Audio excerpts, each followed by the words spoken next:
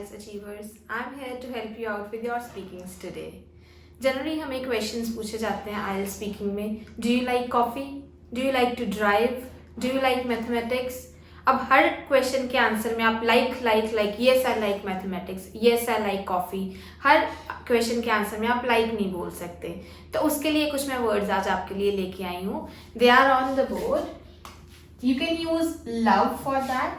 Yes, of course, I love to drink coffee. Next is prefer. Do you like driving a car or riding a bicycle? I prefer riding a bicycle.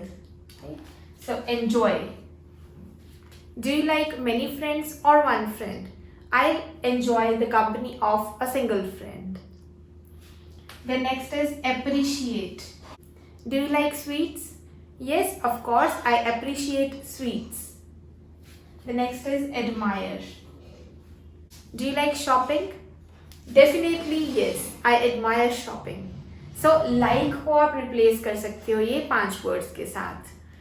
These are love, prefer, enjoy, appreciate and admire. Try using these words. Make your speaking more effective.